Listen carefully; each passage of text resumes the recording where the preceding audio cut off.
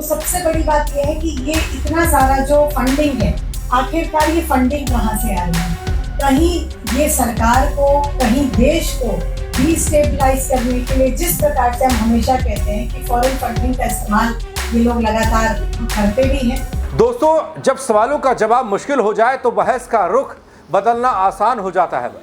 Paper leak पर उठे सवाल अभी ठंडे भी नहीं पड़े थे कि अब आंदोलन पर ही नए सवाल खड़े होने लगे। अब चर्चा पेपर लीक की कम है और विदेशी कनेक्शन की ज़्यादा होने लगी है। पूरी खबर बताऊंगा आपको, कैसे बीजेपी के मंत्रियों के रिएक्शन आंदोलन को लेकर, राजधानी दिल्ली में जंतर मंतर की तस्वीर को लेकर, और वो भी दिखाऊंगा कि बीजेपी ने क्यों छोड़ दिया एक विदेशी फंडिंग वाला तीर। नमस्कार, पहला मैं पंकज रौतेला, आप देख रहे हैं अपना उत्तराखंड न्यूज़। दोस्तों, वो कहते हैं बल जब तीर निशाने पर न लगे तो निशाना ही बदल लो। अब जंतर मंतर पर युवाओं के प्रदर्शन को लेकर उत्तराखंड की सियासत में नया मोड़ है। बीजेपी का यह दावा कि इस आंदोलन के पीछे कहीं ना कहीं विदेशी फंडिंग या विदेशी कनेक्शन तो नहीं। वहीं आंदोलनकारी इन आरोपों को मुद्दे से ध्यान भटकाने की कोशिश बता रहे हैं। कहते हैं जब परीक्षा पर सवाल उठ जाएं तो जवाब सिर्फ भाषण नहीं, भरोसे से मिलता है। लेकिन इस वक्त देश में तस्वीर कुछ और ही दिखा रही है। दोस्तों, एक तरफ छात्र सड़क पर हैं, दूसरी तरफ सरकार कानून का भरोसा दे रही है, और इस बीच आंदोलन को लेकर नए नए राजनीतिक सवाल भी उठने लगे हैं। और सवाल क्या है, पहले बीजेपी की इस महिला नेत्री को आप सुन लीजिए, आप समझ जाएंगे। हमारा पैसा खर्च हो रहा है, तो सबसे बड़ी बात यह है कि ये इतना सारा जो फंडिंग है, आखिरकार ये फंडिंग कहाँ से आ रही है? कहीं ये सरकार को, कहीं देश को डिस्टेबलाइज करने के लिए, जिस प्रकार से हम हमेशा कहते हैं कि फॉरेन फंडिंग का इस्तेमाल ये लोग लगातार करते भी हैं, उसका इस्तेमाल तो नहीं हो रहा है। तो बहुत सारी चीज़ें हमारे बीच में हैं। तो मुझे लगता है एक पॉजिटिव रूप में जिस प्रकार से विपक्ष को अपना काम करना चाहिए था, उन्होंने वो नहीं किया और राजनीतिक लाभ लेने का ही केवल प्रयास किया है, न कि सचमुच में इस समस्या को सुलझाने की बात आज विपक्ष ने करी है। और दोस्तों, देश भर में पेपर लीक के विरोध में चल रहे छात्र आंदोलन के बीच प्रधानमंत्री नरेंद्र मोदी ने सोशल मीडिया पर एक वीडियो संदेश दिया था, आप तक भी पहुंचा होगा।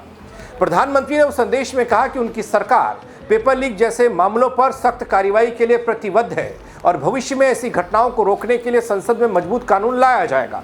प्रधानमंत्री के इस संदेश से ठीक पहले सामाजिक कार्यकर्ता सोनम वांगचुक ने अपना अनशन समाप्त किया था। प्रधानमंत्री के संदेश का उत्तराखंड के मुख्यमंत्री पुष्कर सिंह धामी ने स्वागत किया। मुख्यमंत्री ने कहा, प्रधानमंत्री युवाओं के भविष्य के प्रति गंभीर हैं और नया कानून मेहनती युवाओं को उनका अधिकार दिलाने की दिशा में बड़ा कदम साबित होगा। सुन लीजिए ये रिएक्शन क्या कहता है, उसके बाद अपनी राय बनाइएगा।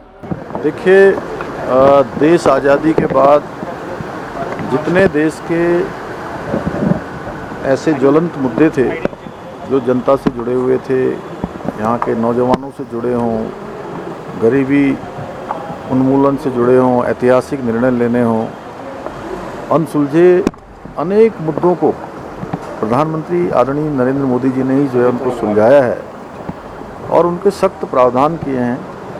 उसको हमेशा जड़ से समाप्त करने का काम किया है। इस नकल की समस्या के लिए भी वो उन्होंने कहा है सख्त कार्रवाई करेंगे, सख्त एक बिल लेकर आएंगे। तो मैं समझता हूँ नौजवान युवाओं के लिए, आगे के लिए एक बहुत अच्छा परीक्षाओं का रास्ता बन जाएगा। उसके बाद नकल की संभावना नहीं रहेगी और जो हमारे युवा होनहार हैं उनका हमेशा विश्वास, आत्मविश्वास दोनों ही प्रबल होगा कि अब मेहनत करेंगे, परिश्रम करेंगे, योग्यता, प्रतिभा, क्षमता के आधार पर उनका निर्णय, उनको आगे चयन का अवसर मिलेगा। मैं प्रधानमंत्री जी की इस पहल का बहुत स्वागत करता हूं, उनका आभार व्यक्त करता हूं। सर, आज वाइल्ड लाइफ बोर्ड की मीटिंग। दोस्तों, प्रधानमंत्री के संदेश के बावजूद जंतर मंतर पर इधर आंदोलन जारी है, छात्र डटे हैं और इस बीच उत्तराखंड बीजेपी की ओर से आंदोलन को लेकर नया सवाल खड़ा किया गया, जो मैंने आपको दिखाया। मुख्यमंत्री के बयान से पहले बीजेपी प्रदेश महामंत्री दीप्ति रावत ने कहा कि इस आंदोलन के पीछे कहीं बाहरी फंडिंग तो नहीं है। उन्होंने मांग की कि पूरे मामले की जांच होनी चाहिए ताकि यह साफ हो सके कि आंदोलन को आर्थिक सहयोग कहां से मिल रहा है। दोस्तों, बात जब आती है आंदोलनों की, जब आती है शोर शराबे की, जब आती है मुद्दों की, जब आती है छात्रों के विश्वास के डगमगाने की, उनको भरोसा दिलाने की तो सरकार सबसे ऊपर होनी चाहिए। उत्तराखंड में कैबिनेट मंत्री भरत सिंह चौधरी कहते हैं पेपर लीक जैसे मामलों के पीछे कोई बड़ी साजिश है और कहते हैं कि प्रधानमंत्री पहले ही साफ कर चुके हैं कि दोषी कोई भी हो उसे बख्शा नहीं जाएगा। मंत्री जी का यह बयान आप सुनिए और फिर इस पर भी राय दीजिएगा कि क्या कहता है, क्या समझ में आता है आपके। जिस तरह से पेपर लीक को लेकर मोदी साहब ने भी अपील की है सभी से कि बहुत कुछ है लेकिन सरकार फास्ट ट्रैक कोर्ट में सब चीज़ें सुलझाएगी और जल्द से जल्द सभी जो छात्र हैं उनको राहत दी जाएगी। आपको क्या लगता है अभी भी लोग कांग्रेस के तौर पर विपक्ष हल्ला बोल इस पर किए हुए हैं?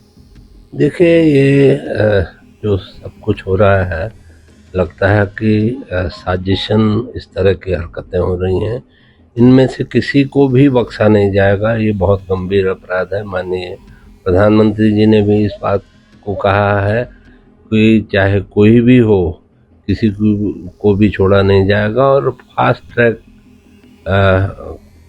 न्यायालय के जरिए जो है इनको दंडित करके जेल भेजा जाएगा और इनके खिलाफ जो है सख्त से सख्त कानूनी कार्रवाई की जाएगी। दोस्तों, इसी मुद्दे पर अलग अलग तरीके से राय आ रही है। कांग्रेस वाली सरकार बीजेपी पर हमलावर, बीजेपी वाली सरकार और बीजेपी वाले मंत्री अलग तरीके से इस बात को रख रहे हैं। बारी आती है सतपाल महाराज की। वैसे यदा कदा ही आपको ऐसे सोशल इश्यूज पर बयान देते दिखेंगे महाराज जी, लेकिन कानून की ज़रूरत पर जोर दिया है उन्होंने। कहते हैं जिन देशों में सख्त कानून है वहाँ इस तरह की घटनाएं कम देखने को मिलती हैं। अरे कानून बना दीजिए ना।